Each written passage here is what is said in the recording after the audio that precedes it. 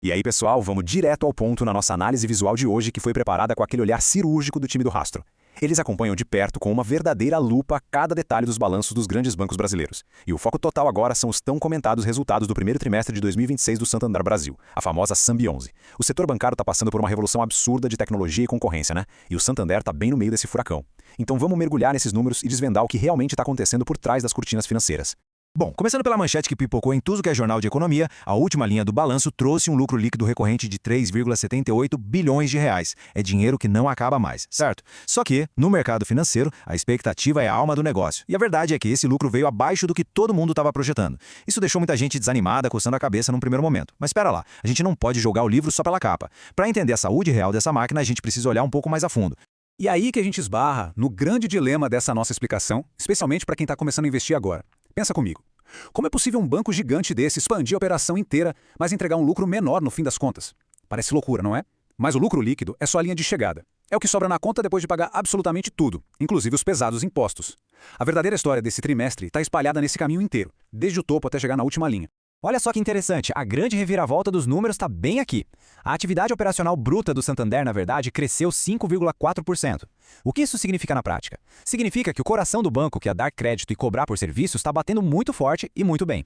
O banco gerou bastante valor antes daquela inevitável mordida dos impostos. Em resumo, a máquina principal de fazer dinheiro não quebrou de jeito nenhum. Pelo contrário, ela até acelerou. O que nos traz para uma fala, no mínimo curiosa, do CEO Mário Leão. Recentemente, ele mandou essa: pagar mais imposto é um bom sinal. Como assim? Bom, no primeiro trimestre de 2026, o lucro contábil foi espremido justamente por uma carga tributária maior. O que o CEO quis dizer é que pagar mais impostos é o reflexo de uma empresa que está ganhando mais dinheiro na sua operação bruta. Se o negócio principal está indo super bem e gerando um lucro tributável parrudo, o imposto mais alto acaba sendo só uma consequência natural do sucesso. Se você está gostando deste vídeo, deixe um like e comente abaixo sobre qual empresa ou ativo você gostaria que fosse o próximo vídeo. E não se esqueça de nos seguir. E como é que eles conseguem manter essa máquina rodando tão bem todo dia? É o que a gente chama de fosso econômico, sabe? Aquela barreira de proteção contra os rivais. Para começar, o Santander tem uma liderança quase absoluta em financiamento de veículos. Eles têm uma eficiência com as concessionárias que os bancos digitais simplesmente não conseguem copiar hoje. E tem mais, eles têm um plano super agressivo para dobrar a base de clientes do segmento de alta renda, o Select, até 2028.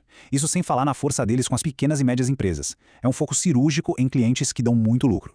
Só que, pessoal, mesmo com toda essa operação rodando liso, tem um detalhe que não deixa os grandes investidores dormirem em paz quando o lucro cai. E o nome desse fantasma é ROI. Se você pegar qualquer relatório complexo de mercado, o ROI é o grande juiz. Ele é quem dá o veredito final do banco. Se essa métrica balança, não tem jeito, o mercado inteiro penaliza as ações, por melhor que seja o desempenho operacional bruto. Vamos simplificar isso para quem está começando a investir. ORO significa retorno sobre o patrimônio líquido. Imagina só, a gente se junta e abre uma padaria com 100 mil reais do nosso próprio bolso. Se no fim do ano essa padaria der 10 mil reais de lucro limpo, o nosso ORO foi de 10%. Simples assim. No caso do Santander, essa métrica mede o quão eficiente o banco é em pegar o dinheiro do acionista e transformar em mais dinheiro. E quando os impostos comem uma fatia do lucro, o ORO do banco cai. É exatamente por isso que o investidor fica de cabelo em pé. E aí a gente chega num número que vocês precisam anotar: 20%. A grande obsessão da atual gestão do Santander é voltar para esse patamar histórico de 20% de ROI. E por que isso importa tanto? Porque se eles conseguirem provar que o banco ainda é uma máquina capaz de entregar 20% de rentabilidade, a ação, que hoje está sendo negociada meio na promoção, pode dar uma bela disparada para cima. É para essa linha de chegada que todo analista de mercado está olhando agora. Mas aí, fica a dúvida, né? Enquanto o banco soa a camisa para chegar nesses 20%, o que acontece com a galera que já tem o papel na carteira, passando por toda essa turbulência de juros e impostos? Calma que não é só choradeira. Tem um lado excelente nisso tudo, uma espécie de prêmio de consolação que brilha aos olhos dos investidores.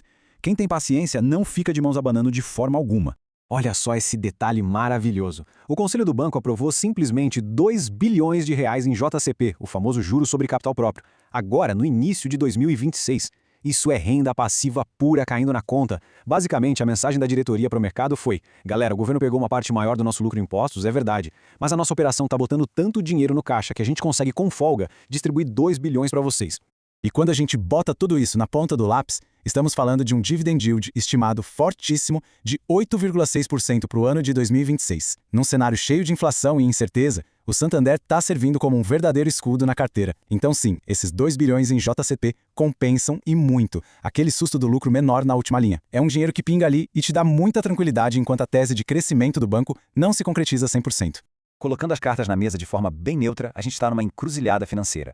De um lado, você tem os gatilhos para a ação subir, a expansão fortíssima do cliente alta renda no Select e a melhora nas margens com a queda de juros.